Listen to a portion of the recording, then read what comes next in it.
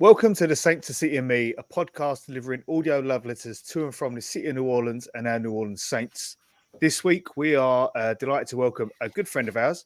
I think in the global scheme of things, I can call him a neighbour because he lives literally 5 minutes from me in the car. Welcome our friend Matt. How you doing, Matt? I'm good, thanks. Who dat? Who dat? Evening, Matt. Who dat? Who dat? Just for anybody tuning in at the moment, it's about -4 in the UK, and Dan's got a radiator between his thighs. I have. I can attest to it because anyone on camera, I literally have it here. What's the make of it? See if we, maybe get tag them in. Anyway. Yes, sponsorship, podcast sponsorship. Yeah. So we're all good, gents. Apart from being cold, I think Matt's a little bit more snugly warm indoors than Mike and I are in the outside bars. But everyone's on so that I could stick on this dirty glorious. Yeah, look at that. Yeah. He's able to wear a baseball cap whilst I've got a nice thick beanie on to keep my bald head as warm as I possibly can. But my commitment to my art, my suffering. Yeah, he's showing off with a t-shirt as well. Yeah. It's a nice t-shirt and the Pels cap and the Pels on in the background. I love to see it. Yeah, Pels on in the background, beating the Mavs. Is that your little sanctuary that you're in there, Matt? Yeah, this we're in the top of the house. The rest of the house, there's no actual evidence that I live here. So that sounds remarkably sounds like my house as well.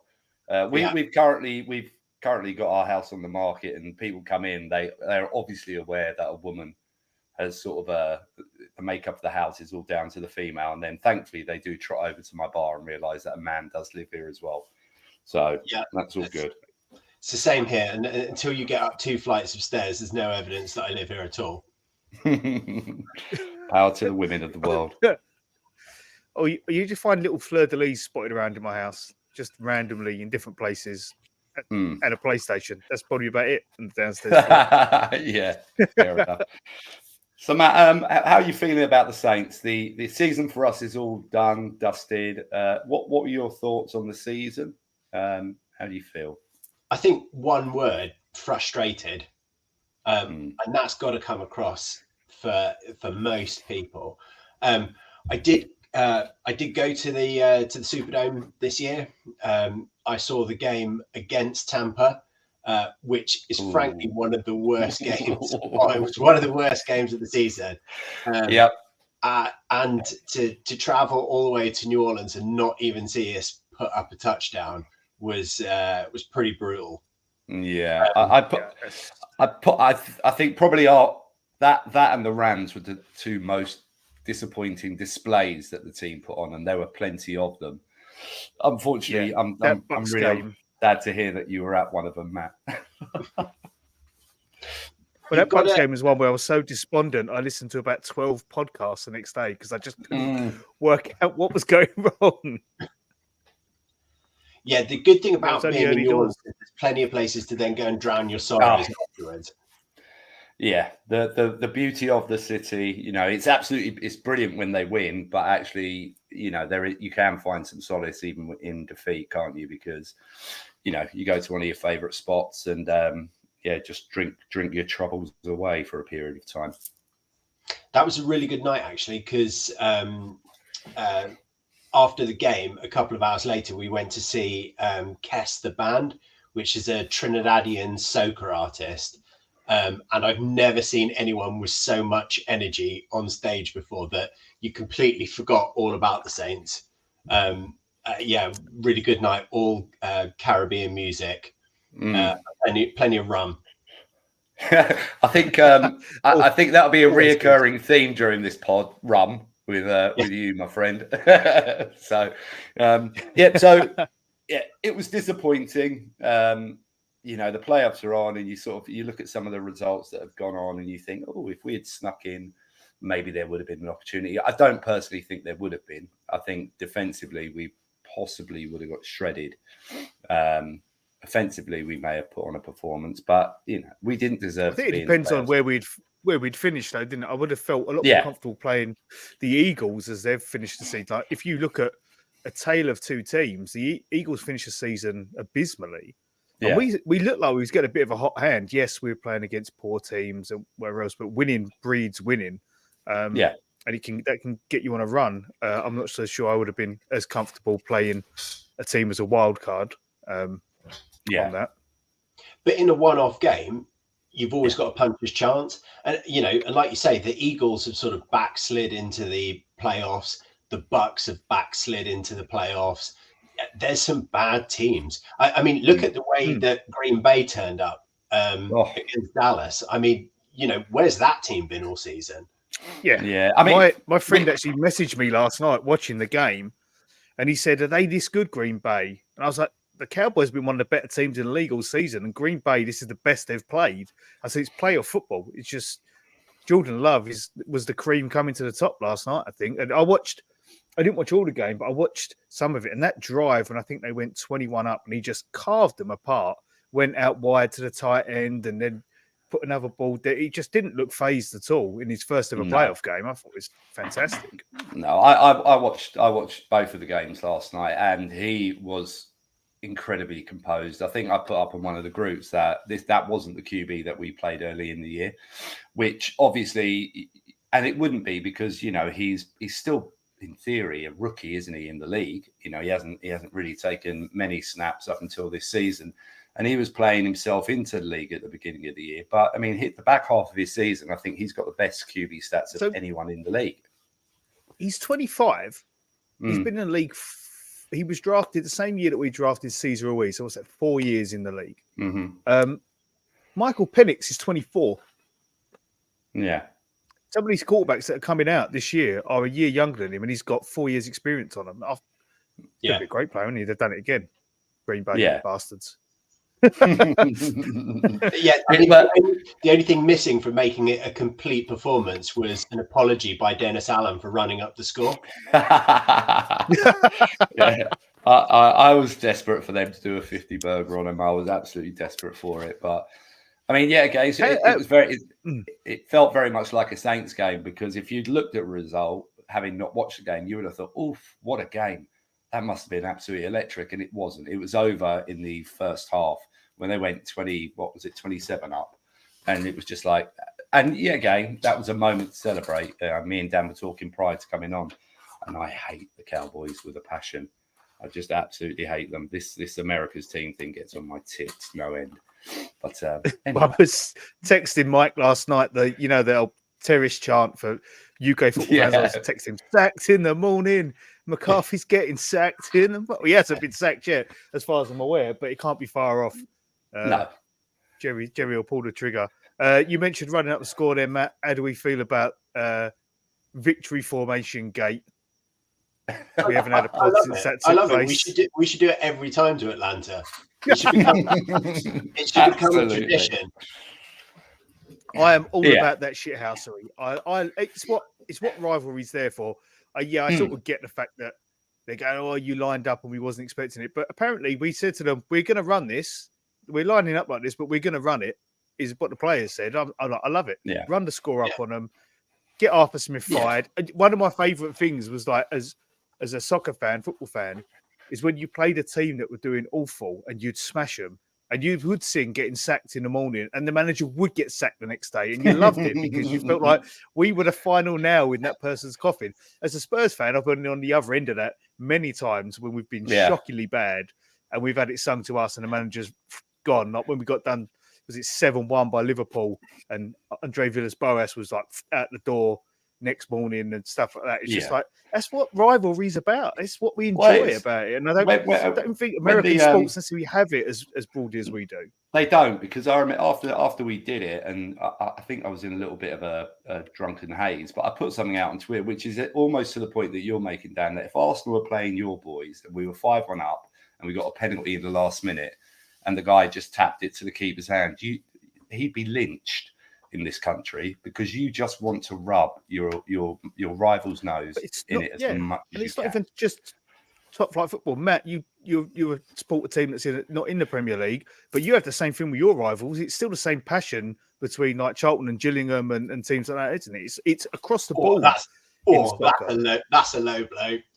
No, it wasn't intended as a low blow. It really wasn't. It was merely a reflection that it doesn't matter if you're in league. I don't recognise Gillingham as rivals. Who's Charlton's rivals now? Then I always thought it was Gillingham. I'd say so.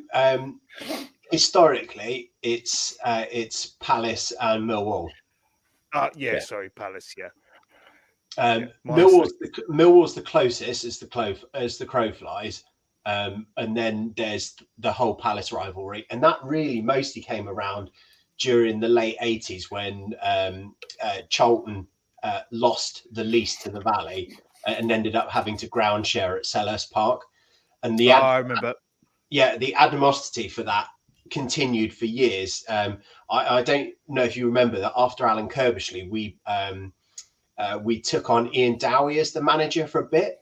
He left his contract at Palace to come to us, but he told Simon Jordan, who was the chairman at the time, that it's because he wanted to move back up to his family up north.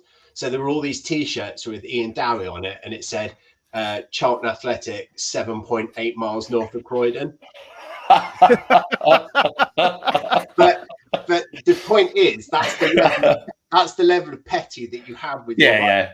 So you get the ball off the 1 yard line and you've got the opportunity to punch it in and run up the score. You damn well better take it.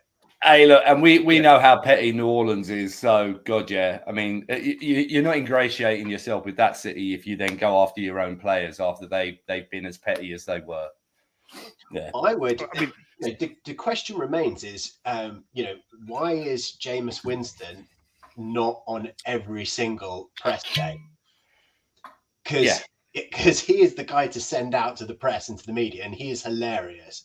And you just want to see, the 800 facial expressions of Jameis Winston during one interview. And he was definitely the guy to send out to the media with, and he made some really good points. Like, if Tyrann Mathieu didn't have like really, really old legs and hadn't fallen over at the 1 yard line, would that have been disrespectful if he'd have actually managed to get in? Yeah, it was the whole thing was the victory formation. But as Dan said, if they've said to him, "Look, we're running this," then you have to be prepared for it. I don't know if you saw there was. I think we should have gone for two. Should have gone for two. On out the Saints victory formation. There was Jameis at a second line. I don't know if you saw that clip, and there was some woman who was filming him. He was at the second line with his I haven't kids. watched it yet. I've seen a screenshot of it. Oh my God, yeah. And Jameis being Jameis is like, this woman is going off, effing and jeffing and disrespecting this one and that one, but saying she loves Jameis. And all Jameis is saying is like, praise the Lord and hallelujah. And it's a quality clip because this woman is going off. And Jameis is just trying to keep it, let's think about the Lord and let's keep it that way. It is a funny clip. Go and search it out. Do you think? I think that's one of the big, I think that's one of the big differences in terms of UK sport, though, especially football. Like, we desperately don't want to give any of our rivals any respect whatsoever. No, God, no. None at all. No, and there's nothing. There's nothing better when a player or a manager fully disrespects your rival. That ingratiates anyone into the heart. That yet again, Jimmy Graham in his post where he came out in defence of Jameis, and he just says "fuck the Falcons" at the end. I mean, Jimmy doesn't need to be any bigger a hero in the city than he is, but if it was possible, he became an even bigger hero purely because of that post. Yeah, just disrespect your rivals as much as you can, and your fans will love you forever. I tried desperately to fit into my Jimmy Graham jersey this season. But unfortunately, I bought it a decade ago, just after I got married, and I had the whole wedding diet going on. 10 years in a pandemic later. I just wasn't fit for human consumption anymore. Would you? God, Dad, sorry. Go, Mike. No, go. I was going to say, when you put it on, did you have the Saints bitch tits? Yeah, you know, of a certain individual. The tits. Yeah. Yeah, it looked. I look like a shrunk Michelin man. Oh dear. Just imagine coming there, says, "What do you think, love?" Yeah, Do you want me to help you out of it? Yeah. I remember similar thing during the World Cup, or it might have been Euros. I don't know if when England got to the semis or got to the final, and I pulled all of my old England shirts out the loft, and I was like, "Oh, I can fit back in this one from 1998." No, it's not going on. Jesus. There, Deal, you can have that one. Yeah. So are we expecting? So we've got Matt. No, I was saying, yeah, there's a fine line between still got it and ready for hand me down. Yeah. Here you go, son. It's your legacy. So yeah. no, so the Saints sent all the coaches on holiday last week. Mm. What I understand, no one has gone yet on the offense. I don't expect there to be any changes on defense because obviously that's an indictment against DA. Couple of Joel Thomas interviewing for the job at the Giants. We think a wholesale changes in the offensive staff. That's interesting, isn't it? Because they're allowing them to look at sideways opportunities, which I think that's telling. Which says something, I think, about whether it's the mindset of the organisation or the scapegoating of the organisation. It's one or the other, isn't it? Yeah, that's interesting. I mean, today apparently. Yeah, and today is the day. You know, all the beat writers are saying is that where we should be hearing some news, but obviously we're 6 hours ahead, so don't know if anything's has been dropped or is going to drop. Yeah, I found some of the writers a bit sporadic in their comments. Some of them, I'm not going to name anyone in particular, but some of them feel as though they're trying to please several different people in what they're writing at the moment, and I think it's a bit confusing as a fan to really work out what the true story is. And obviously, as writers, they need to protect their sources and they need to make sure that they keep the information flowing. But it feels like some of them are struggling to put a coherent message across, which is consistent. If you know what I mean, it's like, oh yeah, it's this, but no, you should be happy with a 9. We won 9 games, but also this needs to change. But DA's doing all right, but maybe Pete should go. But there actually is Pete okay. It's a little bit all over the place, I think. And maybe that's just a reflection of what's coming out of the organisation more so than the writers. But yeah, this is also the time of the year for writers, though, where if you stick your head like right out of the parapet, you know something's likely to happen. You're going to end up looking stupid. Yeah. So yeah. I know. It's the time to say. To say not much at all until things happen. Yeah, I suppose. And although we know DA is not going anywhere, but the amount of top level sort of coaches that are on the market, and you never know, something could happen whereby. And you're right. Don't say anything too stupid because plenty of people who beat writers or want to be beat writers have said stuff on Twitter, especially in the Saints community. And I've been ridiculed for it for years after. But that's one of the things that I've been frustrated this season is Jeff still getting a lot of stick, Jeff Duncan. But actually, he was one of the first writers at the start of the season saying, "I don't think it's as great as you all think it is, and there are holes here." And everyone was like, "No, it's it's going to be great. We look fantastic. We're going to win the Super Bowl." And he's still getting a bit of crap now, but actually, he was probably the most on the money at that point. I'm not blowing smoke. Genuinely, he was the first one to say, not sure about this D-line.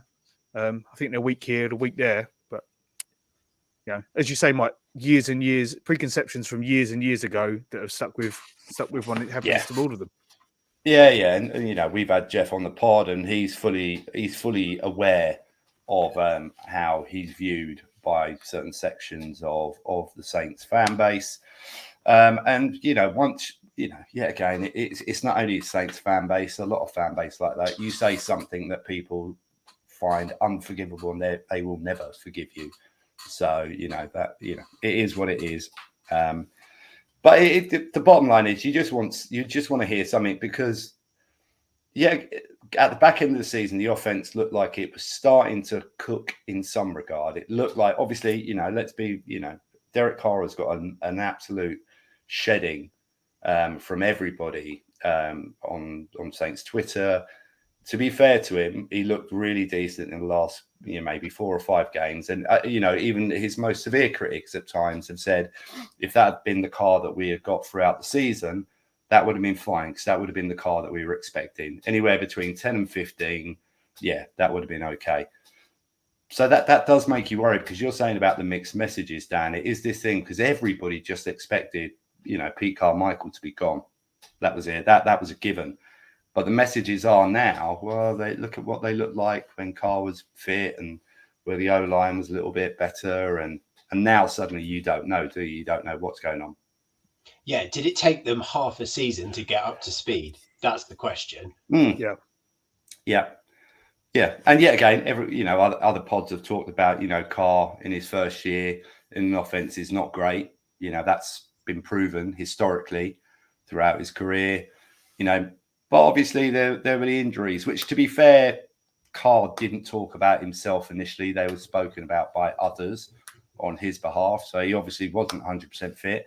But then that falls into that problem. Well, if he wasn't 100% fit, you've got a QB who's played years in the league. Put him in there. But they've got obviously Cam Jordan came out and said about the injuries he'd been dealing with during the season. And these are all things that we didn't. I mean, I listened to New Orleans Football and Brooke brought it up and she mentioned, and Nick was quick to say they don't hide injuries. These weren't injuries that needed to be on the, or weren't. It wasn't they were hiding from the injury report. But you hear this with every team at the end of every season, players come out, and whether it's the players hiding the injuries or I just sometimes don't know if it helps the team, players playing through, or whether it'd be better off just to recuperate for a couple of weeks and let the next man up have a go.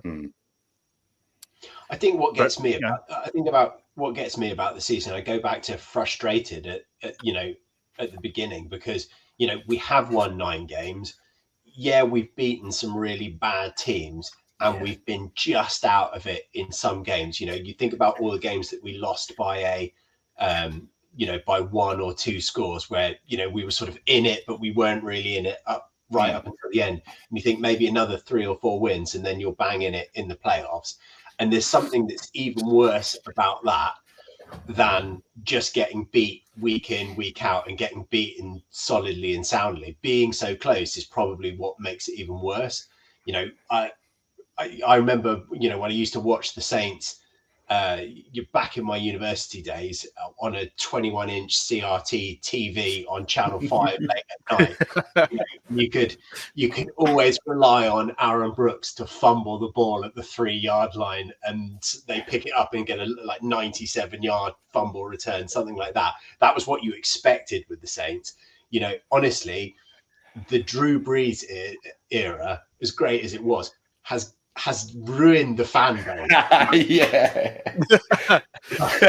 You're not wrong. Right. When everyone knew where they were when the Saints completely sucked, and you knew what you were getting in for when you turned up or you turned the TV on. You've now had these great years with Drew Brees, and we're now trying to do something different, but trying to get back there. And that's where I think we've the fan base has been ruined, and Drew Brees is solidly to blame for that. That's an interpretation. It's all Drew's fault. How dare he be as good as he was? Exactly. It's just disgusting. It makes you sick.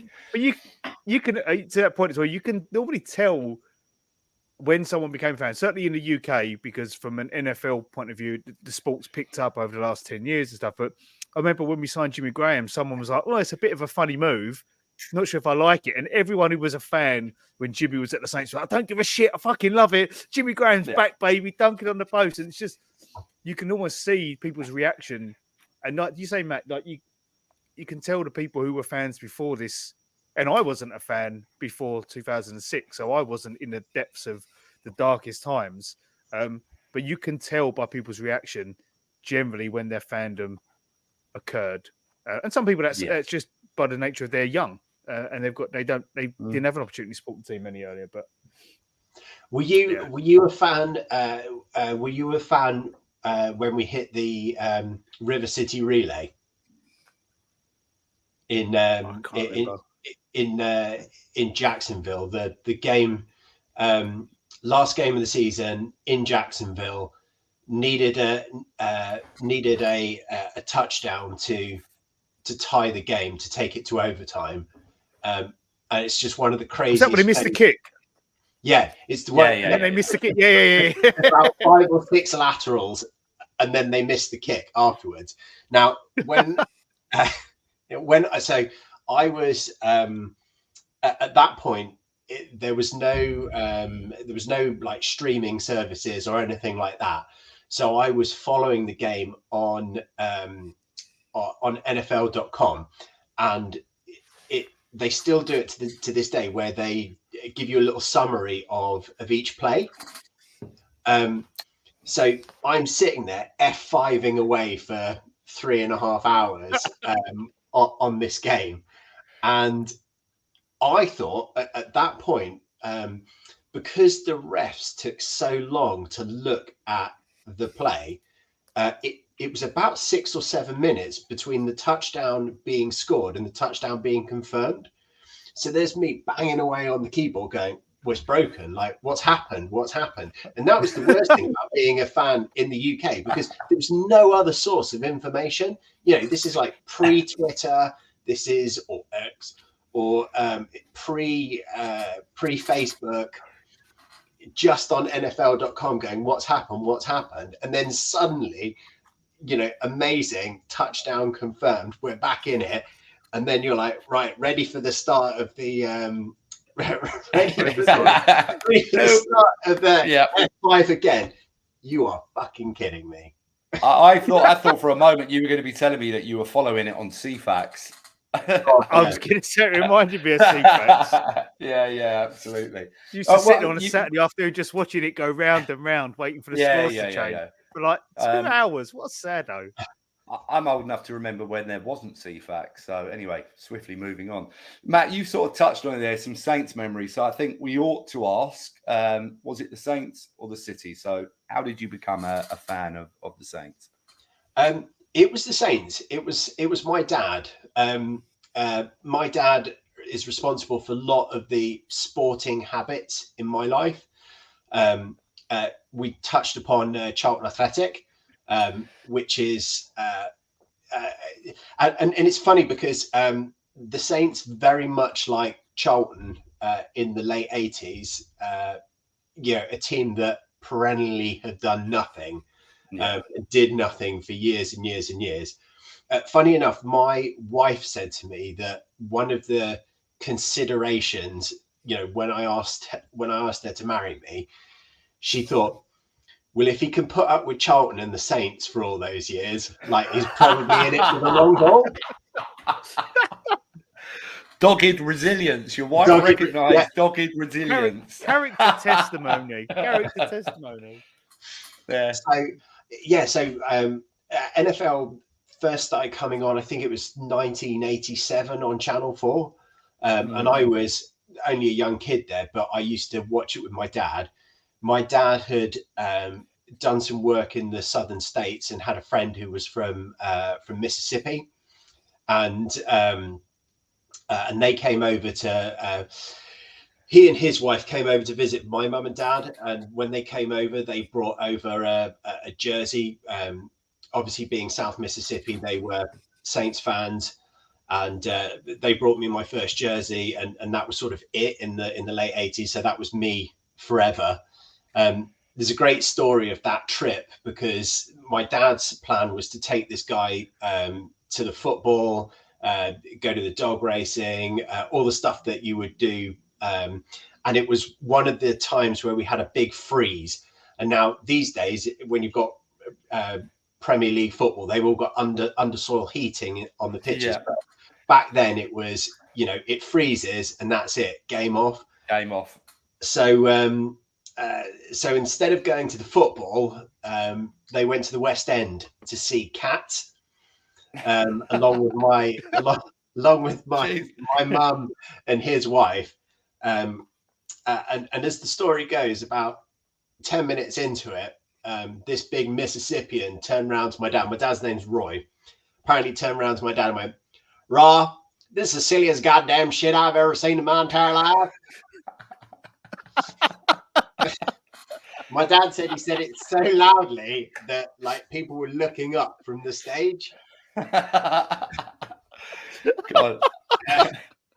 I couldn't imagine what he would have said if he had actually got to see Charlton. Well, yeah. Well, hey, look, we can tell that in your household there's cultural flexibility, my friend. If you don't go to see the football, you go to the West End. Yeah, well, see, and it's interesting, that whole thing about what came first, Saints or the City. Like, a huge thing in my life is music as well. So I spend my time and my money going to watch sports or going to live music. And I like to think that without the Saints, I'd have still found New Orleans through the music. I think the Saints were the gateway drug to New Orleans. Yeah. They were the little puff that led to the harder stuff. So yeah, I'd watched the Saints. Matt, I'm writing some of these quotes down just for when Dan puts it up on Spotify. Just yeah. So I'd watched the Saints for years and years, but could never had the time or the money to go. Yeah. Then when I got married, that's when my wife went. She said, honeymoon, what do you want to do? And then she looked at me and was like, "We're going to New Orleans, aren't we?" And I'm like, "If you want to go, I'm totally up for that." So if you want to go, you want to go, so that was our first trip to New Orleans, and we've been going back off and on every couple of years ever since. So we've seen loads of great music in New Orleans. We've eaten loads of great food. We've drunk loads of great booze, and I've seen a whole bunch of New Orleans bands as well here. So I saw Buckwheat Zydeco here. I saw Marcia Ball here, and I've seen I saw Rebirth here for the first time. I've subsequently seen them all back in New Orleans. Yeah, and they're kind of the bands that you think about when you think about New Orleans. But and this, Mike. I've also got an extreme heavy metal side to me as well. Yeah, so, and the scene over there is amazing, isn't it? Yeah, and so I mean, I've seen Crowbar, I've seen I Hate God, I've seen Goat Whore, some really heavy, extreme New Orleans bands. But they're great. I absolutely love them. Yeah. Our guy John in France, I Hate John. He'll be giving you a follow after that. He's a big I Hate God fan and those bands. He shared with me a Louisiana metal playlist on Spotify a couple of weeks ago. It's pretty good, pretty heavy. I quite like it. I'll send it over to you if you haven't seen it. Send that my way. New Orleans has definitely got there's definitely a New Orleans sound when it comes to metal. That sludgecore is what it tends to get labeled as.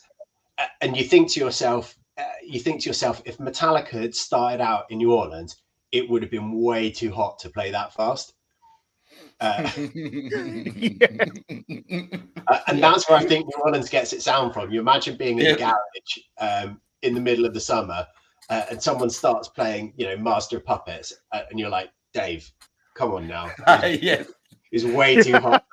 Slow that down, will you, mate? Slow that down.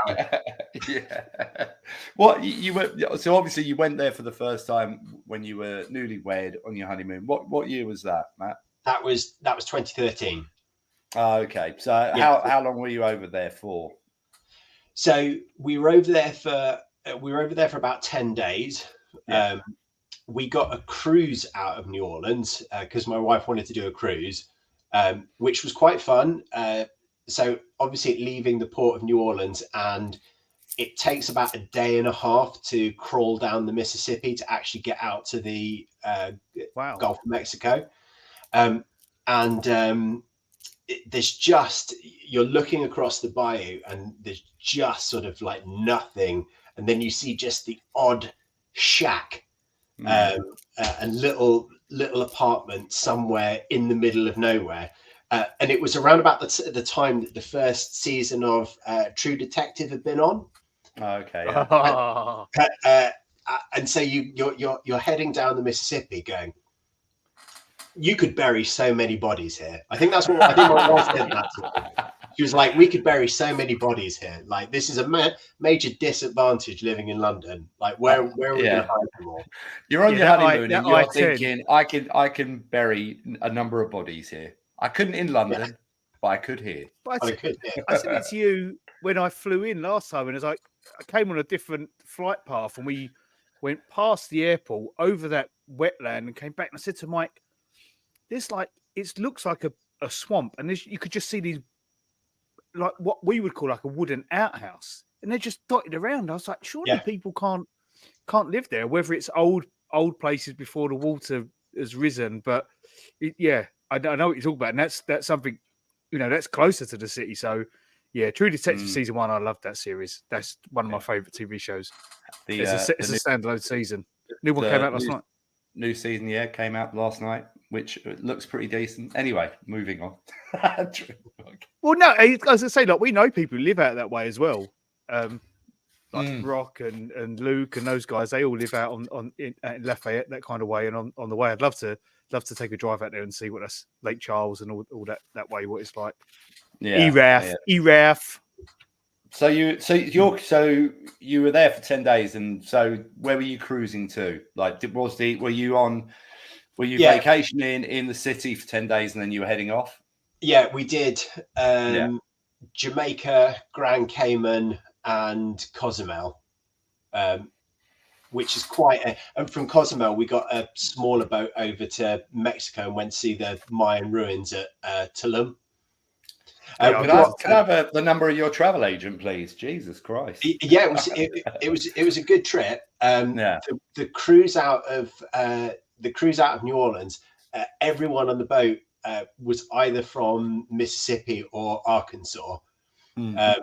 We got partnered with a good couple from Arkansas, and he was ex-US military.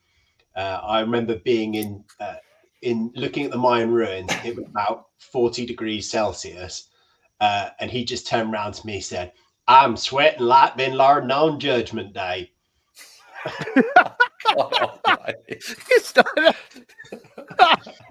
I was like, yeah, I'm pretty warm as well. lovely British understatement. I'm a little bit sweaty. I won't lie. I could do a bottle of water. Well, I was going to say it sounds like a lot of bottles of rum on that kind of cruise from those islands. Worked your way around. Yeah. So when you, sorry, Matt, I was going to say, so when you're in the city, what were the things that you and your wife did? Obviously, you've been a fan of it for a number of years. Were there places that in your mind you were like, right, I know I'm doing that? Had you set out your own itinerary, or were you more, I'm going to go with the flow?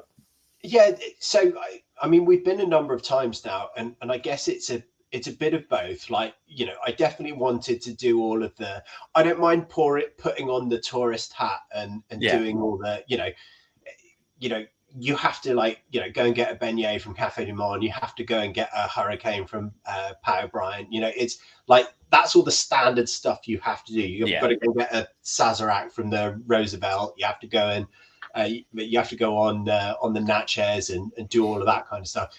There's a reason why it's, touristy. It's because that's stuff that people want to do. Absolutely. Likewise, if you're going to come to London, don't not go to the Tower of London because you don't want to look like a tourist. It's a good experience. So we've done all of that. I remember going to visit the now they don't call it this. It used to be called the Confederate War Museum. It's called something else now. Okay. That's a little bit more PC. But that was a bit of an eye-opener because I don't know if you've ever been there, but the whole exhibit is how the South got screwed. and you're like, really? Yeah. So back when we went, it was called the Confederate War Museum, and I think these days it's called something else. They have deigned to change the name. It's funny, isn't it? Because even in that, that's a small period of time. You're talking sort of just over 10 years. And quite rightly, a number of the things that you would have seen back then, have now, there's been an air of consciousness to, people, the individuals that sort of were in and around the area. I found out today, today's Martin Luther King Day. I found out today that in 2 states, it's still referred to as Robert E. Lee Day. Yes. Which I find shocking in this day and age. So there is the question is, which of the 2 states? I do believe it's Alabama and Mississippi. That's exactly what I was going to go for. Yeah, it's observed. They use it in Florida and somewhere else as well, but they don't publicize it. But yeah, I found out today. I was quite surprised by that, given this day and age. I only ever knew the Arizona story about them refusing to accept it as a holiday. Yeah, if I'm perfectly frank with you, Dan, I'm not surprised about that. I mean, especially in recent times over there, things have got far worse in that respect about people being, absolutely happy to sort of glorify in their sort of racism and their bigotry. So I'm actually not surprised here. But you're right. It's a bit like you've got there's been some controversy that I've seen about Columbus Day. The Italians are clinging on that. But like imagine a guy who never actually stepped foot in the US has managed to get a public holiday. That's pretty good going. I mean, we got St. George's Day over here, and he was Turkish. It's not a public holiday. He didn't get a public holiday. Yeah, I got booed off of Facebook for pointing that out when St. George, get all these foreigners out. I was like, you do realise he was like Armenian, Turkish? Nah, not Georgie boy. He killed a dragon. You get that. They're not real either. you get that all the time, especially with St. Patrick's and St. George's over here. It's like all the lovely chaps on the right come out and St. George say, how comes they celebrate St. Pat? And you're like, all right, okay, let's swiftly move on. And let's swiftly move on from here. So what did you get to do when you were in the city for the first time, my friend?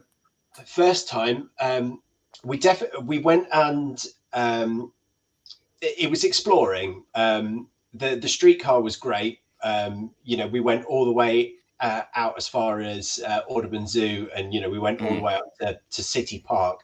Again, it's in a time pre-Uber, where God forbid you'd have to get a taxi where you'd have to know where you were going and be able to ask for it. But I found that was a really good way to explore the city. And, we went and had a look at the sculpture garden. We got some ridiculous photos of us on our honeymoon posing with the sculptures. There was one day we decided that we'd see if we could walk down Magazine Street. Bear in mind, it was June. Man. You're either brave or stupid or a little bit of both. We looked I especially, we looked very British. Yeah. You sound like Stephen. When they walked in. I got a fun fact for you. City Park in New Orleans, 50% bigger than Central Park in New York. Can you believe that? I didn't know that until recently. It is 50% bigger than Central Park. 50% or 50 times? Because I'm a bit confused now. 50%. 50 times would be too big. Yeah, I was like, Jesus. 50% larger than Central Park. And I was really surprised. I see it on the YouTube video recently. I was like, really? And I Googled it. But yeah, it's 50% larger. Yeah, it's a... one of my good stories about that. One year we were there for New Year's to see the fleur-de-lis drop, and I had a friend of mine who was he was staying in a hostel that was a couple of blocks away from us, and this guy is this guy is, I think he's the luckiest guy in the world. He will tell you he's the unluckiest guy in the world. And he's got so many stories like this, in that we'd all been out, we'd all had a lot to drink, as you can imagine, it being New Year's. He disappeared at one point. We were in Jackson Square watching the fleur-de-lis drop. It was absolutely heaving. And he goes to me, we can't have New Year's without champagne. And I went, I don't know where you're going to get champagne from here. And he was like, I'll get champagne. Then he comes back about 2.5 hours later, and he's managed to acquire a bottle of champagne from CVS for $6.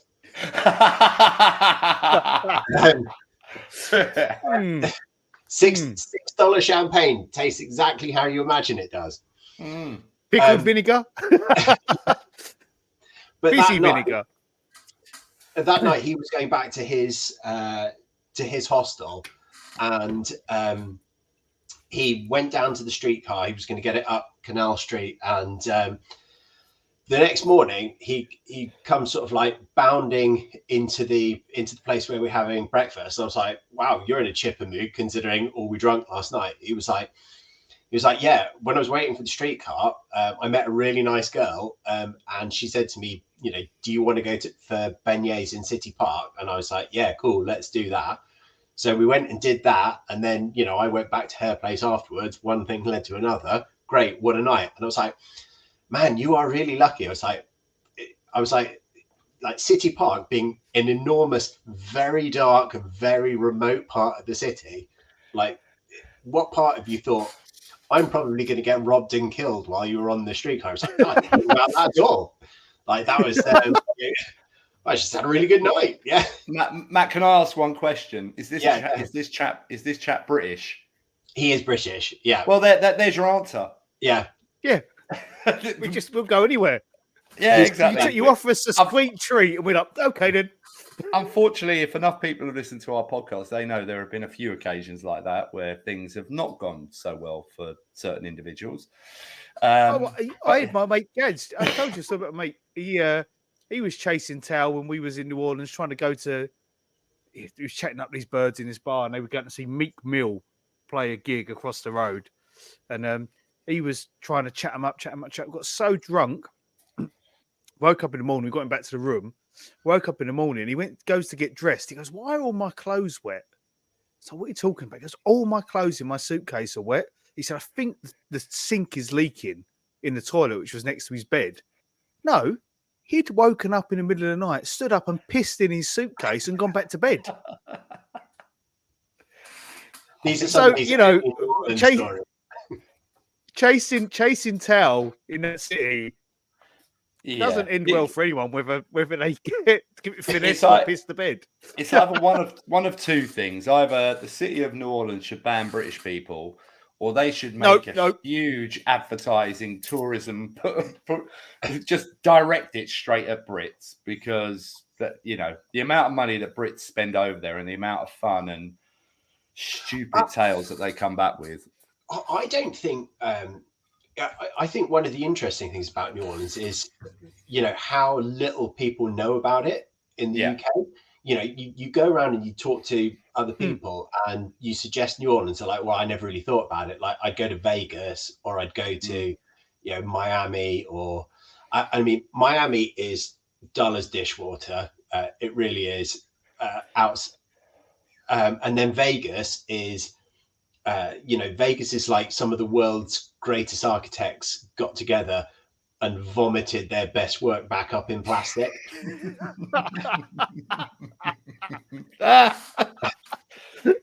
going to Vegas this year. Matt, you're absolutely right, because I don't know anybody, obviously, apart from myself and my wife, in my family or my friendship circle that have ever been to New Orleans apart from me. And you know, up until when I first started going, they sort of used to look at you sideways about why would you go there? And you're absolutely right. That it's just a lot of people, it's just not in their psyche. They don't understand what the city's about or the fun you can have. Unfortunately, I think a lot of people, you know, look at it from that higher plane when they hear about New Orleans. They just think, oh, it's a violent city. It's riddled with this, that, and the other one. And so therefore they sort of look over it and stuff. But yeah, you're right. You know, nobody I know has been, apart from the friends that I've made since. Have you found that you guys become like the New Orleans guy? Like, so I have it at work. Yeah. So someone in another department, they was on a cruise and they stopped in New Orleans for one day. She came into work, she got back following. She's like, "Where's Dan? I've got to tell him I went to New Orleans and I did all this and it's amazing. I have to go back." And I was there for one day and I had she's like, I had a hand grenade and I did this and I did that. And it's like, you just, because people know you go, and when they actually find out about it, they just want to talk to you about it because there's no one else to talk to it about because no one else has experienced it. Yet, you know, Bourbon Street is I've said this before, it is not too dissimilar to the Strip in Magaluf or Faliraki or Ayia Napa for what it is. It's something that Brits are very, very familiar with. That concept of just having a road with bars where you just get hammered. It's something that's not alien to us. It's like it's basically the fundamental part of our holidays from the age of 18 to 24 or 25. Yeah. So especially we love America as Brits as well, don't we? Yeah, the biggest cultural shock about Bourbon Street was being able to walk out of the bar with your drink and go into the next one still carrying the same drink. That's the you know, as Brits you're quite happy to leave a bar with a drink, but then you wouldn't be invited into the next pub if you still had your pint glass from the previous. No. Even if you had a pack of chips or fries from like the burger shop next door, you go, "You got to eat them before you come in, mate." Yeah. It's all changed a little bit in the UK. You're not even allowed into a bar these days with a bottle of water. But you know, that sounds like a sore spot. Well, you know, I'm not going to go any further down that route either. Stay hydrated, kids. I don't think that, like I say, I don't think that for most people here, New Orleans is really on their radar. No, it's not, and it should be. It should be. Yeah, absolutely. It should. You know, it should. You know, obviously, you sort of pointed it out between you, the pair of you. It's like people think New York, they think Vegas, probably San Fran. All these sort of places, nobody ever, unless there's a reason to go there, thinks that they should go to the city. And I think that's a real shame. I've been to all those places and I like New Orleans best. Yeah. Well, one of her friends, where I don't know if you've seen them, they do that music tour in the South now where you go to, I think you go to Nashville. I can't remember where else you go, but then you obviously Sun Records and and then you go to New Orleans, and that, you know, that was the first time that anybody I'd ever known. It was not. I don't really know her. It's a friend of my wife, and she went to New Orleans. I think she was there for 3 days on this tour, and she came back and she met Karen. She was excusing about it. She was saying how fantastic it was, but without this tour thing, she would never have went. She was going because she wanted to go to Nashville, and it happened to be that New Orleans was tagged on at the end. But yeah, look, we promote the city as much as we can, Matt. I know you would as well. So how many times have you been since, and what other things have you done when you've been out there? You know, obviously you were there last year.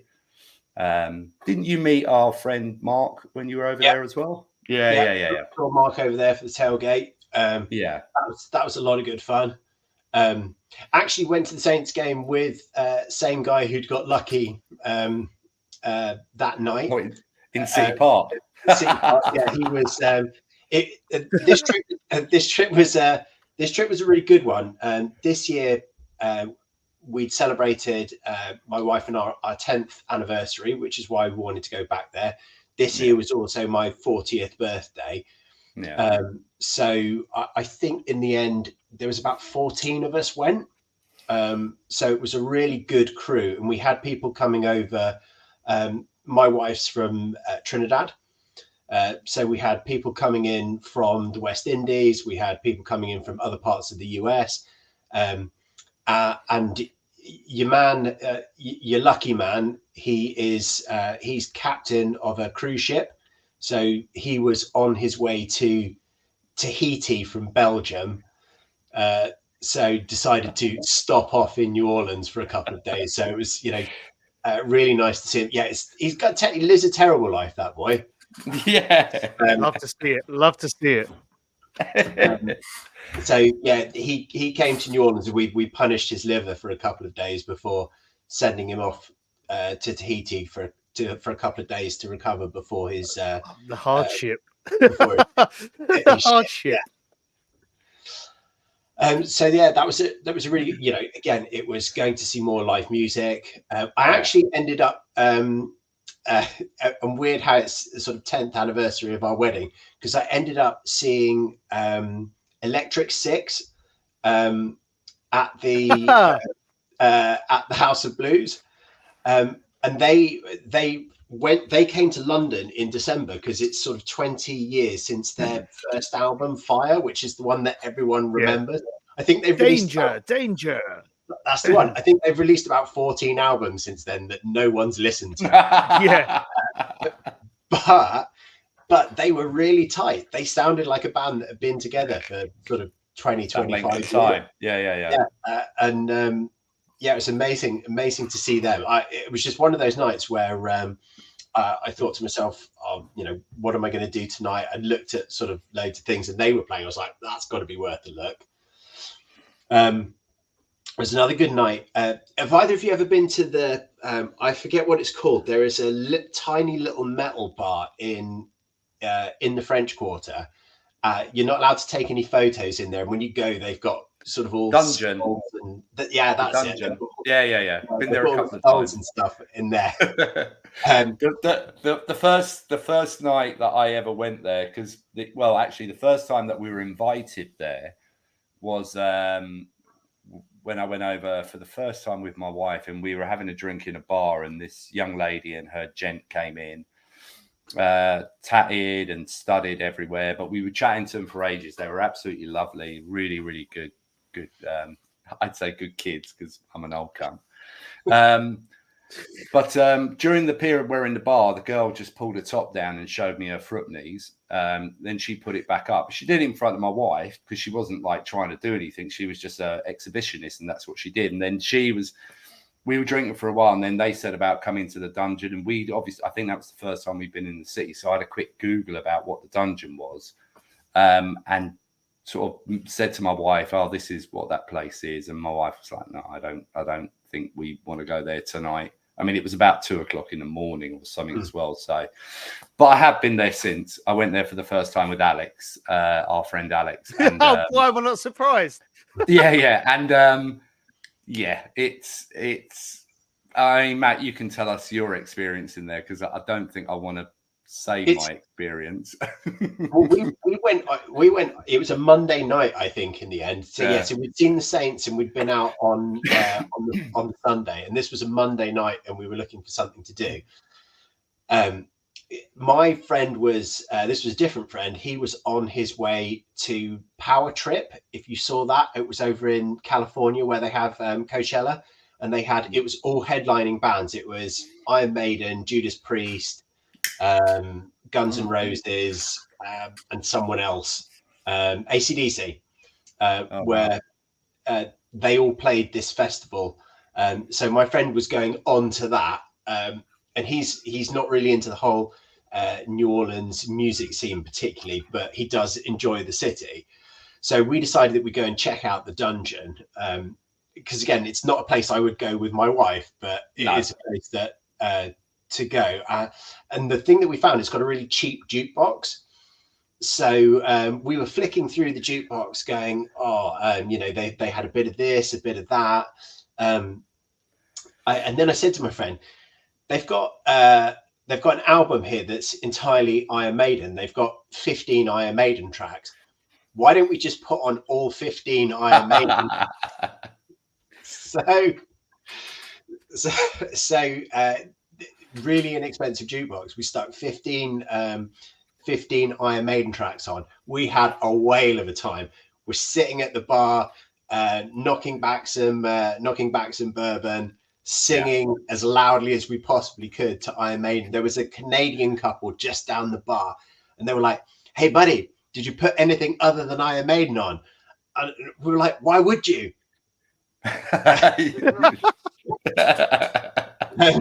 Yeah. And then we desperately outstayed our welcome in this bar because the more we sung, the louder we sung along to Iron Maiden, and it was sort of getting to the end of the playlist. And I said to my pal, I think we've outstayed our welcome here. I think we better head on. And he was like, yeah, cool.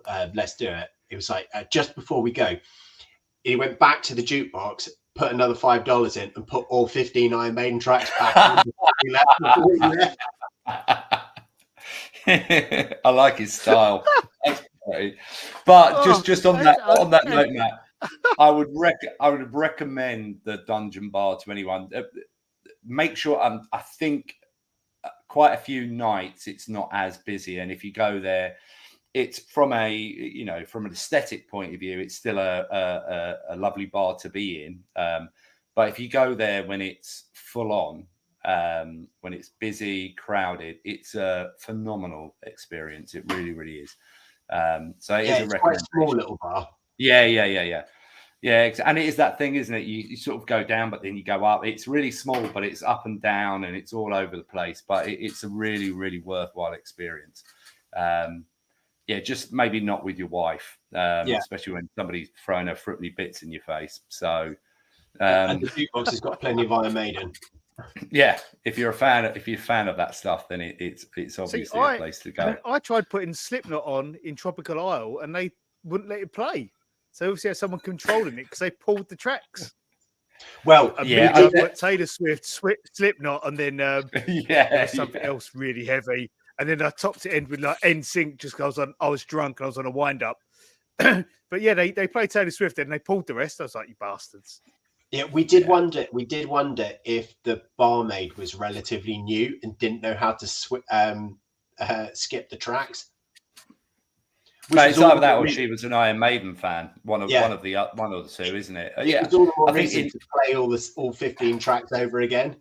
I think with Dan's point about when we were in Tropical Isle, I do think they do try to create a vibe. So it's if they think something's not I wasn't adhering to that vibe. No, yeah, you're in a vibe of your own. We've spoken about this. The next day you're on a different vibe. It was 2 o'clock in the morning.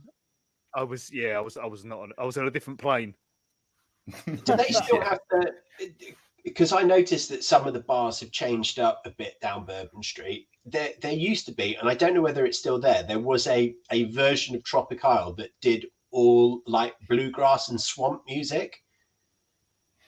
I don't know if that's still there. I think that's still there. I think that's on the other side of the road, isn't it? I think. Yeah. Right. Yeah. I'm not sure. I think that's still there. I can't attest to the music, but I'm sure I know the place you're talking about. Yeah, that was always good for a giggle. Yeah. When I went into Tropical Isle a couple of years ago, again with our aforementioned Alex, I got a lovely picture taken with a female woman dressed as Predator. I don't even think it was Halloween. She was just dressed as Predator. So that's the sort of vibe. Catwoman on Bourbon Street. No. You know the woman you can pay to have your photo down. Yeah. Yeah, I've skipped past her plenty of times, but there's a lot of things that you can pay for on Bourbon Street that you really shouldn't. Yeah, I think we've got a couple of British friends who probably didn't adhere to that. But anyway, once again, do you know, the first time I went, I just sat watching videos, like because we obviously I've told the story before, like booked it on the Tuesday, flew out on the Friday or whatever it was, Wednesday, flew out on Friday. So I'm sitting there watching YouTube videos, like where should I go? Make sure I make the most of it. And we're watching beers on bourbon or spirits on bourbon, and they've got a dentist chair in there, haven't they? Where she does the shots, and then she whacks her boobs in your face. And I was watching it, and Nick looked at me, and she went, "You're not going there." Nope, I'm not. I'm not going there. I did go there. I didn't do that, but I did go there. Matt, you got a. I was going to say you have a sports team that doesn't always resonate with New Orleanians that you follow at the college level. Roll Tide. Then I say you got a amusing story about how you became a Bama fan, have you? No, but it comes from my dad. So my dad worked for a company that were based out of Huntsville in Alabama for many years. And in a good bit of British nepotism, he got me a summer job while I was a student. And I remember having to call the head office in Huntsville, and this lovely lady going, "Is Roy your dad? He is such a nice man. He is such a nice man." But then she said to me, "Now, if you go work for this company, you were either Roll Tide or War Eagle. Now, which is it, son?" And now this goes back to the whole thing about Crystal Palace being rivals of Charlton Athletic. There's absolutely no way I can ever support anything that is Eagles. So so I was Roll Tide, and then and then again, it's something else that we get more. We have had more college football playing in the UK. It's been a little bit hit and miss this year, when all the TV companies lost the rights to college football right up until until the end of the season. But Sky have now taken over the ESPN contract, and ESPN have picked up what was the CBS Saturday night game for the SEC game. So I'm hoping that we get to see a lot more Bama next season, even without Kingshaven. Yeah, that was a little bit. How you taking that? Yeah, it's going to be all about, can they keep the culture going? Can they keep? Because I've read somewhere that Saban reckons that he'll still be around helping with recruiting. And I mean, that's always the key with college football, is how good is your recruiting. You've got to recruit the best players. You've got to put the team together, obviously, and then it's about how many players you're going to send to the NFL, and that's ultimately what drives that circle. So, as long as the recruiting stays the same, as long as they can keep the culture the same, I don't subscribe to this idea that the Bama dynasty is over by any stretch of the imagination.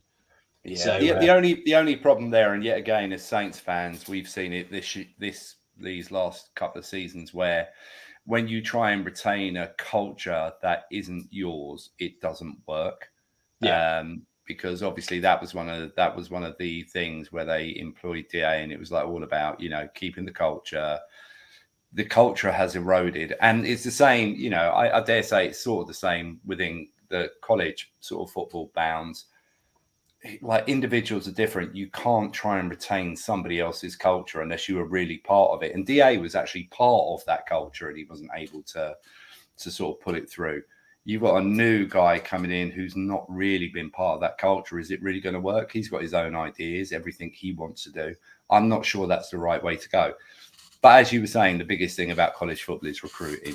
So as long as the recruiting is good, and LSU seem to be doing very well with their recruiting this year. So that looks good for certain people who support LSU. Yeah.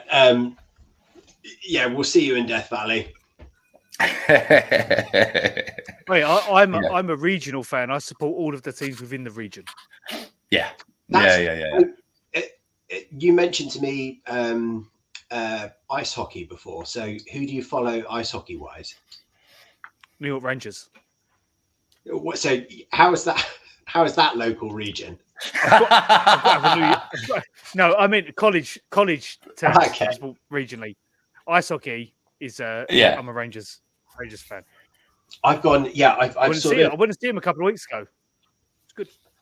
I've sort of based my so for other teams, I've sort of based my fandom in terms of sort of geographical location to New Orleans, and and where I've been. So ice hockey, it's the Lightning, and I've been to see them a few times. They also, when I started getting into ice hockey, was their first Stanley Cup run, so that was a great time to get into it.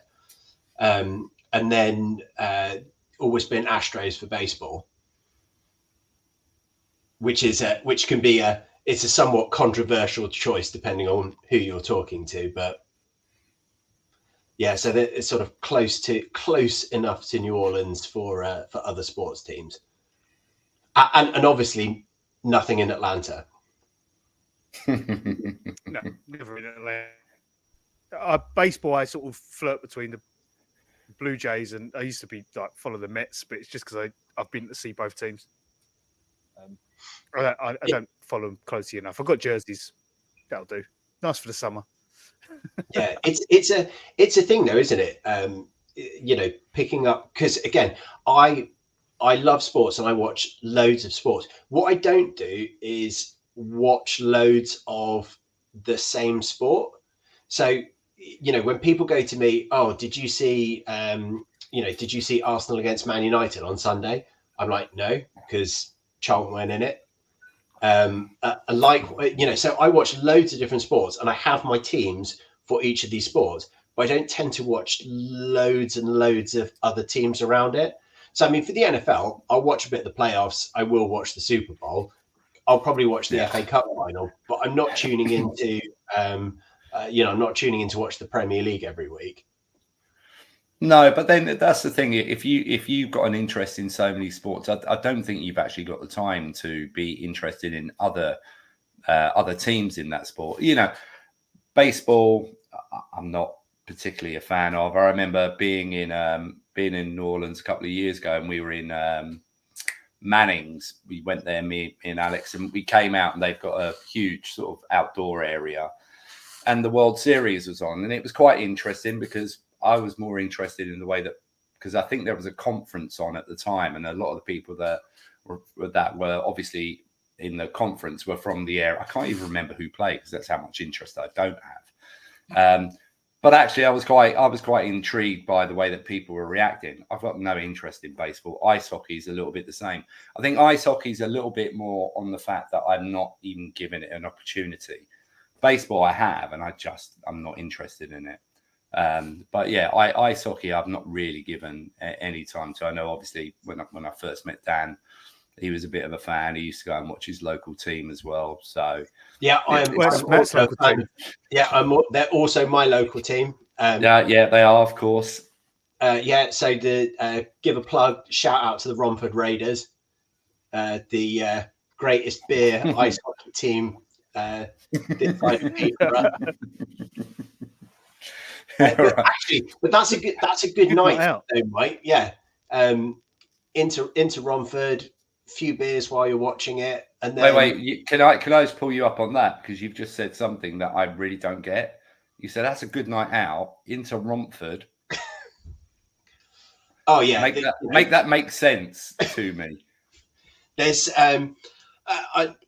with the ice hockey is quite good fun. The quality is not great, let's say. It's not the highest level of ice hockey in the UK. It's some sort of local tryhards mixed in with a few people who've never really made a career of it in the US or in Canada. But it's, you get to see people skate into each other at 30 mile an hour and occasionally have a bit of a punch up, all while having a beer. Yeah. Which is not dissimilar to just going down to Romford High Street on a Saturday night. Especially in this weather. We're skating along. You can just roll one thing into the other. Exactly. But you're absolutely right, because yet again, it's like the point there is I'm not interested in it. But it's no different to supporting your local non-league team and going there, which I have done in the past. And I go there and you have a beer and the quality is not as great, but you still have a good time.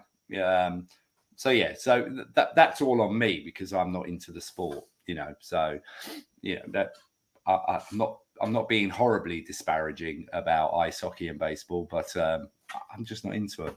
So yeah. I mean, I wouldn't mind next time I'm there doing a little trip down to Biloxi and going to watch the Shuckers, their baseball team, because their jerseys are pretty cool as well. The little oyster. And that's got a nice setting as well down there. Yeah. There's also they get it right in the West Indies. I've been over for the Caribbean Premier League cricket before, and last time we went out just before Christmas, we got to see two T20 internationals, West Indies against England, and they always do a party stand. Matt, can I just say, this was the thing that I was waiting to hear. So the party stand is it's your ticket to the event, but it also includes all of your alcohol. So party stand tickets for West Indies against England was 70 US. So not a huge outlay. Right. And that's and you can get into the ground about an hour beforehand, so you've got about 5 hours of non-stop drinking. Yeah, it's a loss leader. That's all I'm hearing. Well, it's I was chatting. That was it. I was chatting to one of my friends before going out there, and they went, "It's probably a good deal because probably most people just don't drink like 15 beers." I mean, you'll drink 15 beers, but for the most part, and it's the rum. Caribbean Premier League has been sponsored by El Dorado rum, which is from Guyana. And I remember going there for Trinidad against St. Kitts and Nevis, going up to the bar, and you get a McDonald's style cup, which you take in with you. And I said to the girl behind the bar, so, hey, what's included with the ticket? Because if it was here, it would be like watered down Heineken or some other thing that you couldn't have. And she was like, well, anything you want. And I was like, including that bottle of 20-year-old rum? She was like, yeah, that's all included. So she takes a handful of ice, dumps it into this cup, pours it sort of that much full of rum, and then goes, what do you want as a mixer? And I'm like, come on, that's a 20-year-old rum.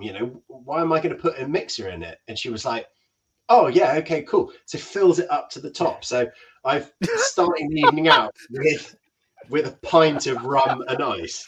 Yeah, I could tell you that's like the where you were saying about if you're in the UK, that's when you go on an all-inclusive in Europe and you're stuck with their spirits behind the bar, which are bloody awful and watered down. But God, that would be, I wouldn't be a dream, because after about 2 of those, I'd be just asleep. I wouldn't be watching cricket either. Like, I don't want to say revelation, but something that was eye-opening to me is like, you go on European all-inclusive holidays and they give you a little cup that's not even like half a pint. Yeah. And that's your beer. And that's what you go to Mexico or Cuba and you got the Americans are walking around with their big old chugs that they walk up, go fill it up. It's like a litre of beer, and they go back, put the lid on, sip on it all day. No, that's what I do. Fill it again. I don't do all inclusives anymore, though. I did one last year for some reason. But I'm the same. I bring my own pint glass. I don't do that sort of. That's the most British thing you've ever said. Yeah. Yeah, I'm sorry. I don't do all inclusive, but when I do, I bring my own pint glass. Hey, look, it's got to work for you. It's got to work for you, Matt. It's got to work for you. Hey, look, let's veer back to the city of New Orleans. So we've obviously, I think anybody who listens to this pod probably realizes that all three of us quite like a drink. When you're over in the city, what is your go-to beer or cocktail? What is the one thing that you have to have when you're over there? My favorite beer is Chapatula IPA from nice. It's pretty strong as well. It's about 6.6, 6.7. So it's and it comes in nice large size cans. So it's I did when we went to Knuckleheads, Mike, for the when we was in Ocean Springs. It's got like the street tiles is the font. Chapatoulas is written in. That's absolutely my go-to. But nice.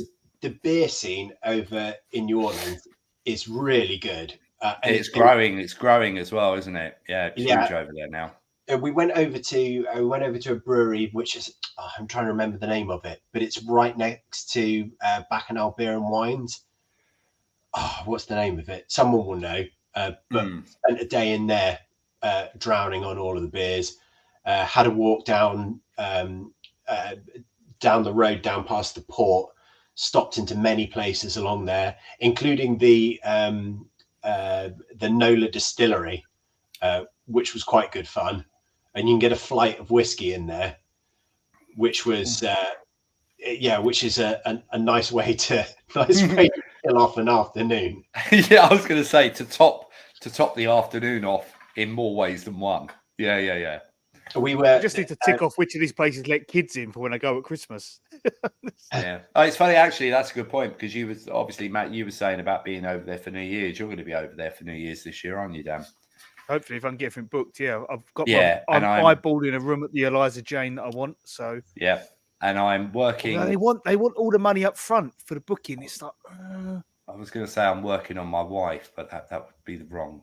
Yeah, I'm having a conversation with my wife about trying to get over at the same an evolving conversation. Yeah. As far as the kids are concerned, and again, going back to being British, you can do what our parents did to us in the 80s, which was, leave you. I'm not sure we want to hear this, Matt. leave you outside the pub with a lemonade and a packet of crisps. Disappear off into the bath for several hours, and then pick them up on the way out. Do you know what?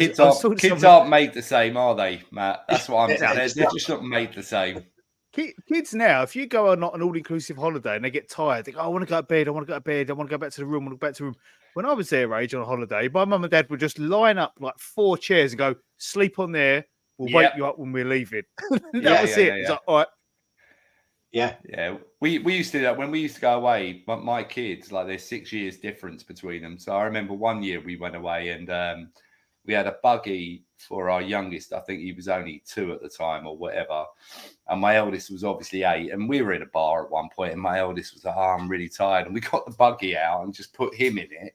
He was 8 years of age. And then, we just got 2 seats out for the young one and then just put the SO.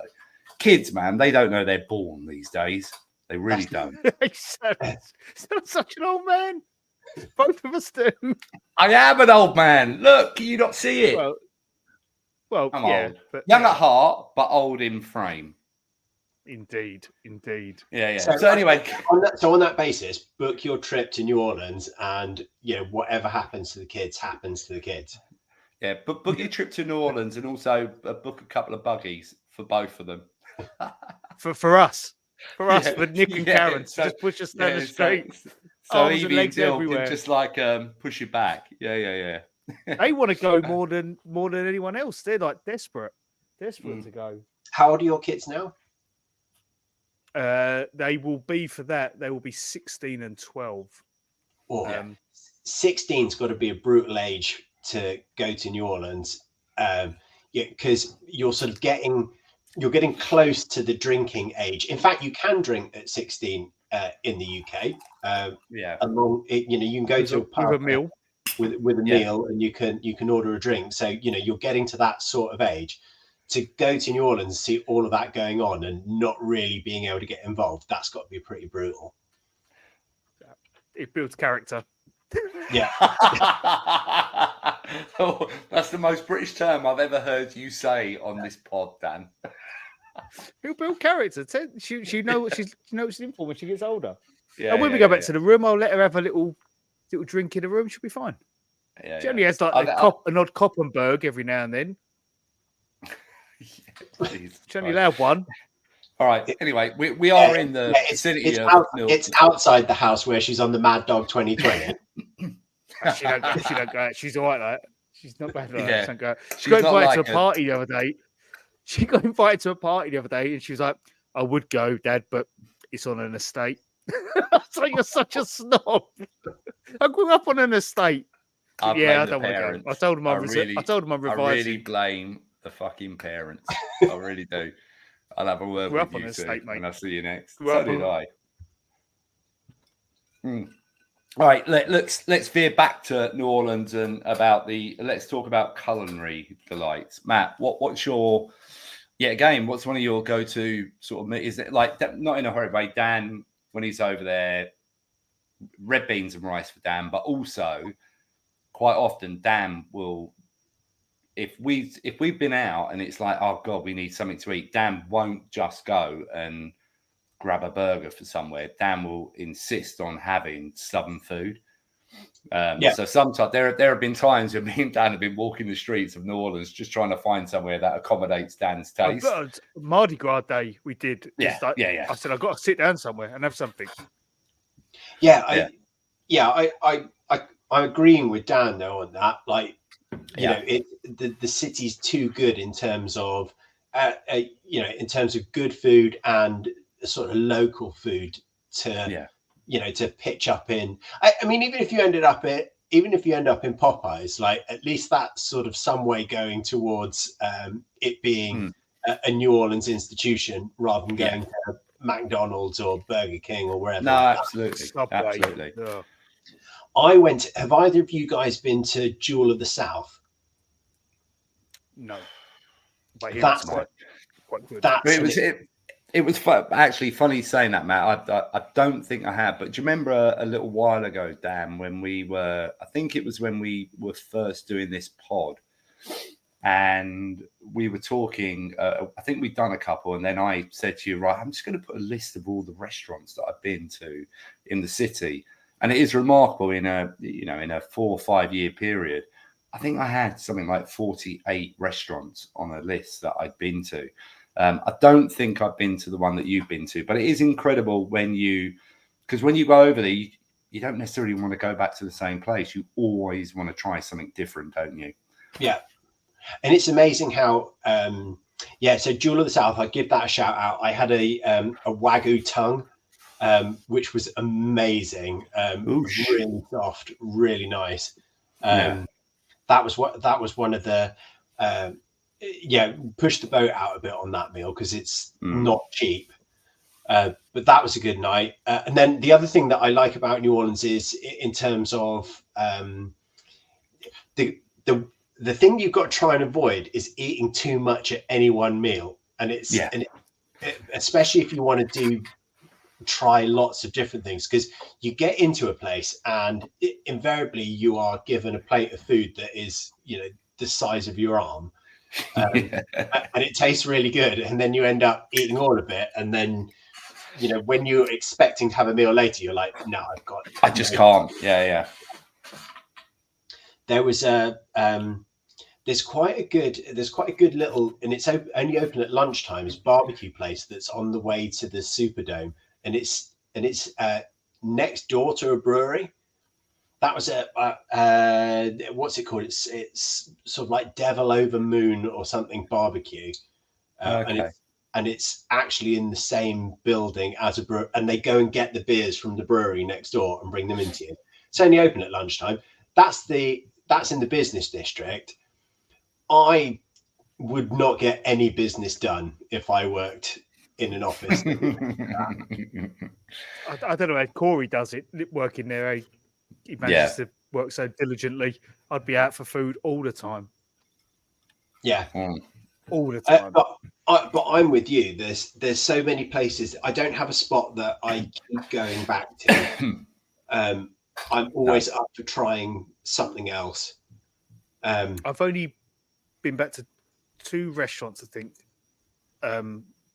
Cochon is one I've been to more than once. Cochon, you went back to this year, didn't you? And Commerce. I've been to Commerce 3 times, so I like the breakfast in there. But there's like there's a sentimental element to that, because I went there the day after we lost my first game, and I was so caught up in my affection for the city that brings back that nostalgia when I sit down in there to eat. So that's why I like to go back there. Not because it's the best food, but it is good food. It's a little dive diner type place, but the nostalgia it brings out of me when I sit down to eat. It just reminds me of falling in love with the city for the first time, I think. Yeah. It's always good to have a place as well that is where you can get a quick bite, because you don't always want a sit down, especially if you're sort of in between doing stuff. Places like I really like Killer Poor Boys. There's a couple of them. There's one in the Aaron Rose, isn't there?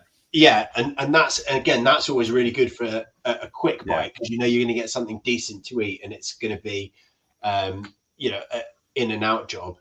The worry is with New Orleans as well that there is, you know, you hate to say it, but there are places to go where you're not going to get such a great meal as well. Oh, without a doubt. Yeah. You know, so it is worth, if you're heading over there, doing a bit of research into, you know, what kind of food I like, what do the reviews say, and go and hit up some places. It's like, you know, it's the same with people in, you know, coming over to London. You know, I will not accept any criticism of London food, because I think we have some absolutely stellar restaurants, but we've also got a lot of bad restaurants as well. Yeah. But if you come over to London and have a bad meal, I feel like that's on you. Yeah. You haven't done your research. I say people, you can't go wrong going down to Borough Market, like, for food. Like, even if you don't know what you want. Borough Market. I used to work near there. Yeah, you go past there and you're like, £9 for a Scotch egg. I mean, yeah, you can fuck off. Yeah, I'm with you, Matt. Go fuck yourself. That Monmouth coffee down there, those good stuff. Do love the Monmouth. Yeah, it's a good place. But tourist trap. Yeah. You're absolutely my morning walk. But also, you're absolutely right, Matt. It's one of those things, because obviously you go over there to explore the food, but also you do have that thing where you were saying that, like, if you go out for lunch and you go to somewhere really decent, you might overeat, and come the evening you might just think, I don't want to eat properly, but I just need to have something. And so those are the times when you need to have sort of places that you know you can go and have, even if it's a bit of bar food. I just need to go and have some wings at a bar or stuff, and I think I go to, there's a place just off Bourbon called Copper Monkey, and if I'm in that sort of in between period, I'll always go there and have something, because you can either get little sides, you can get a main dish, but you can get whatever you feel like you need at that point. And there are points where I've been out for lunch and I have eaten so much, but then it gets to sort of 8:30 in the evening, I think I need to have something. So always have that in your back pocket. It's always a really, really good thing to be able to do. Don't just double down on a third hand grenade. No. Hey, look, and there's nothing wrong with a dollar pizza either. You know, they'll always get you through as well. Although don't go to New Orleans with our friend Alex, because that's all you ever fucking end up eating, because he's so interested in drinking. So pizza or wings for Alex. I like you. I remember I'd overeaten at lunchtime. I just needed something before going in, and I actually got it was the tiniest portion I'd ever seen, but the Voodoo Daiquiri and chicken places down Canal Street do a red beans and rice that was actually like quite respectable, even though it was in the tiniest little I like them. I like them little servers you can get. We get like the cup of red beans or the cup of jambalaya. I think it's a nice little. If you want to taste multiple things, they're great. Yeah, absolutely. Right, we're gonna get we've kept this, like, we're over an hour and a half now, Matt. So we're gonna sort of start winding up by asking you a couple of questions. So, your favourite current player on the Saints, who is that? Wow, that's a tough. I do like Tyrann Mathieu. You know, I love the fact that he's sort of coming to the end of his career, and that he wanted to come back to New Orleans and do it in front of his friends and family and hometown crowd. So and also with all the sort of known reservations that he had about coming back to the area for one reason or another. Yeah, it's lovely that he sort of put that sort of behind him and thought he'd actually grown enough to come back and sort of do that. And yet again, we remember when he first signed, that was the fastest selling jersey in Saints history when he signed. Yeah. That's what he means in the city. Yeah, and honourable shout outs to, people like Cam Jordan and all the work he does for charity. Yeah, and a lot of the Saints in that respect. I could keep going on. Who doesn't love Taysom Hill? No, exactly. Yeah, exactly. Yeah, fine. All right. Favorite all-time player then? And yet again, I'm going to caveat it. We do it every single time. It can't be Drew Brees because it's not Drew Brees because we've already discussed this. Drew Brees ruined. Oh yeah. I forgot about your take on Drew Brees. I apologise. Forever, he's forever ruined Saints fans. Yeah. I think my favourite player of all time is Deuce McAllister. Nice. When we regularly started to be able to get Saints games over here, he was a big part of that offense at the time. The guy was built like a tank. He was the first adult Saints jersey that I got, which, and again, in a time where it was not easy to get, Saints jerseys in the UK. Can I just ask, would you be able to fit into that jersey now? Well, the good thing about that jersey is it's one of the mesh jerseys. So not only nice. The old Puma ones, Puma or Reebok. Yeah, so not only is it a little bit tight and a little bit shiny, but there's also holes all the way down the front. That is a completely different podcast.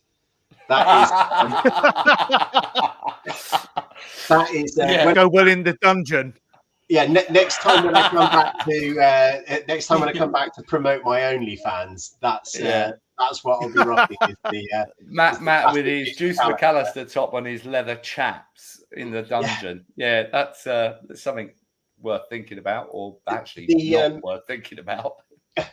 And what was a massive treat for me that I didn't know was going to happen was ahead of the last Saints game in London, where and it was Mark et al. Had arranged the Saints beat reporter team to come down to a pub and speak to all the Saints fans, and then lo and behold, Deuce McAllister walked in, still looking exactly like he did when he played for the Saints.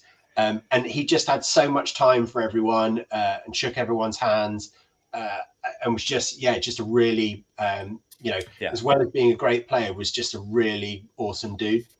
Yeah, and we have to give Mark Daly a huge amount of praise for that, because I think Mark was very, very integral in organising that.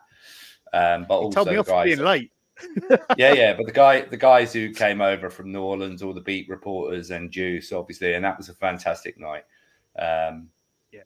Little bit hazy in my recollection, but it was a great night. Me and Matt got an Uber home together. We did. Yeah, I know. Yeah.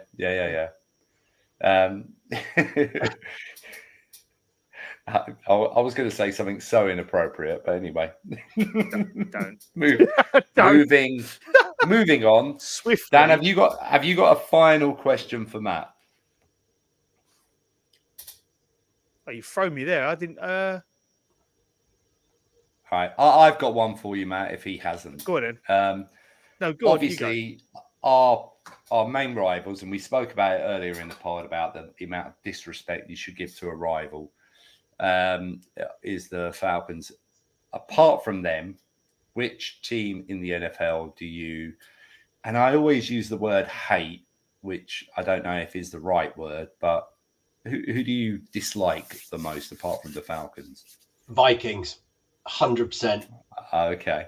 Yeah. That was so reassured. What are the reasons? I tell you where it comes from. It comes from the NFC South, from the NFC Championship game of the Super Bowl winning season. The game where we systematically murdered Brett Favre. And rightly so, in retrospect. I ended up buying, again, it's a t-shirt that doesn't fit me, sadly, but I have a t-shirt that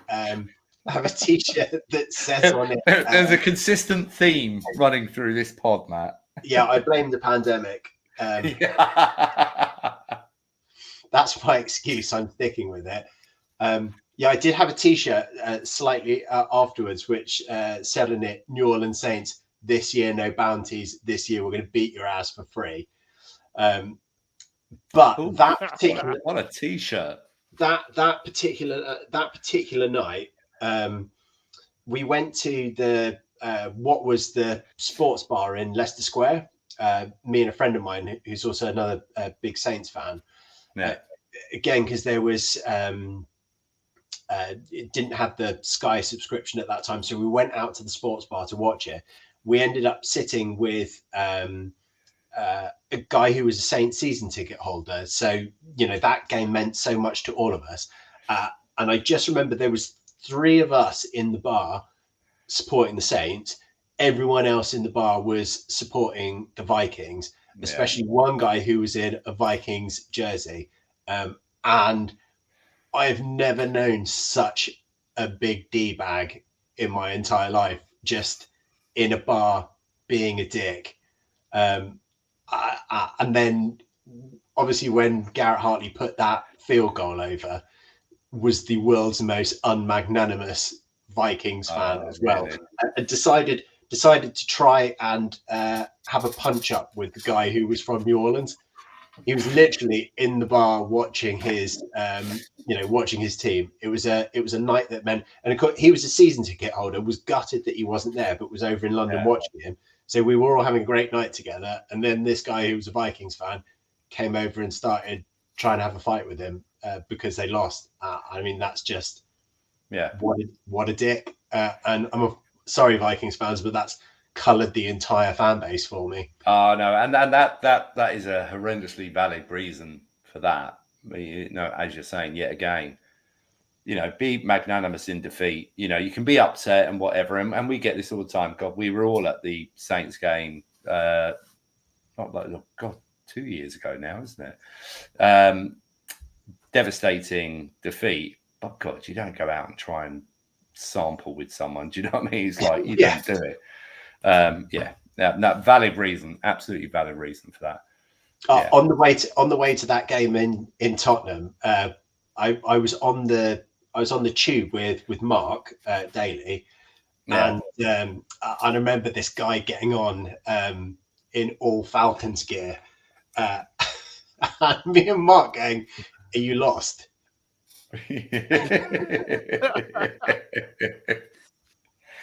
Hey, that's not the message we say about the London games. Every fan is welcome.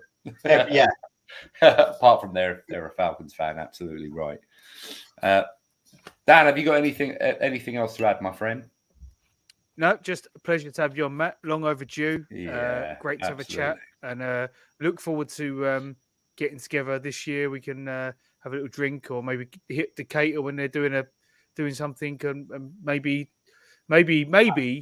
we all venture to Germany if the Panthers play us away. Oh, wouldn't that be good? That's a solid shout. I've been to Bank of America Stadium. Saw us play away at the Panthers one year. That was good fun as well. Obviously I'm there all entirely in Saints gear, and they had this craft beer part of the stadium, and I went up to order a beer, and I'm like, "Hello, could I have 1 pint of that beer, please?" And the guy looked at me and was like, "How has that sound come out wearing all this Saints gear? Like, what is going on?" I've shifted.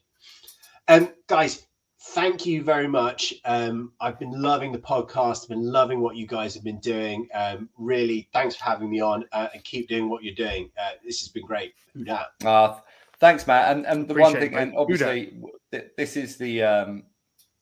this is what the sort of the main crux of this pod is meant to be about, talking to international fans. I know, obviously, in the next couple of weeks, we're going to be talking some sort of more local people to New Orleans, talking to them about Mardi Gras, aren't we, Dan? But we've got international fans lined up after that, because actually that's what this pod was born of, was to talk to international fans and find out their stories. And your story has been great, Matt, really has. And there are so many quotable moments as well. Can't wait to go through it again. Take care, Matt. Thank Thanks, you, my guys. friend. Who dat? Who dat? Who dat?